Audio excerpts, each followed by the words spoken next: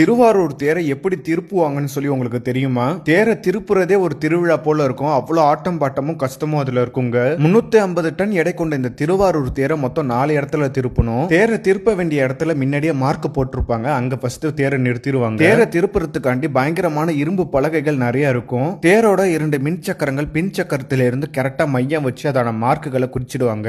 Mark பண்ண இடத்துல கரெக்டா இரும்பு பலகையை போட்டுட்டு அதுக்கு மேலதான் தேரை திருப்புற போல பிளான் பண்ணுவாங்க. இதை செய்யறதுக்காண்டி அங்க நிறைய டீம் இருக்காங்க. இவங்க எல்லாருமே திருவாரூர் மண்காரங்க. ஒரு ஆன்மீகமான தேரை அறிவியல் முறைப்படி இங்க செய்யறத நீங்க பார்க்கலாம். இந்த திருவாரூர் தேரை கூட நிறைய பேர் பார்த்திருப்பீங்க. ஆனா இந்த காட்சியை யாருமே பார்த்திருக்க மாட்டீங்க. அதனால வீடியோ பார்க்கறவங்க எல்லாருக்குமே ஷேர் பண்ணி விடுங்க. தேர் இப்ப வலதுபுறமா தான் திரும்பி நிறுத்தணும். அதனால இடதுபுற மின் சக்கரத்திலையும் வலதுபுற மின் சக்கரத்திலையும் தான் இந்த பலகை போடுவாங்க. இந்த இரும்பு பலகைகளை அரைவட்டமா தான் வைப்பாங்க. ஒரு பலகை மீது இன்னொரு பலகை இருக்கணும். இதெல்லாம் கரெக்டா கண்காணித்து சரியா பண்ணணும். இல்லைன்னா கொஞ்சம் சொதப்பிடும். ஒவ்வொரு வளைவிலையும் அரை மணி நேரத்துல இருந்து 1 மணி நேரம் வரை இந்த வேலை செய்ய ஆகலாம். இப்ப பலகையை சரியா பண்ணிட்டாங்க. இப்ப தப்பு அடிச்சு அந்த பலகை மேல தேரை கரெக்டா நிறுத்தணும். தேரை இரும்பு பலகை மேல நிறுத்தி முட்டுக்கட்டை போட்டுட்டாங்க. இப்ப வடத்தை எல்லாம் வலது பக்கமா எடுத்துட்டு போகணும். இந்த திருவாரூர் வடம் மொத்தம் 4ங்க. ஒவ்வொரு வடத்திலையும் 500ல இருந்து 1000 மக்கள் தேர் இழுப்பாங்க.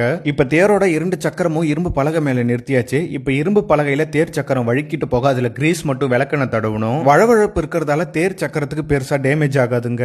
தேரோட ஒரு வடத்தை மட்டும் அங்க உள்ள புல்ட்ரோசர்ல இணைச்சிடுவாங்க. இப்ப கிரீஸ் விளக்கெண்ணெல்லாம் கரெக்டா தடவியாச்சு. இப்ப தேரை திருப்ப வேண்டியதுதான். ஆயிரக்கணக்கான மக்களும் சக்தி வாய்ந்த புல்ட்ரோசரும் ஒரு சேர தேரை இழுப்பாங்க. அரூரா தியாகேசானுங்கிற சத்தம் எழுப்ப தேர் அழகா வளைஞ்சு வரும் பாருங்க.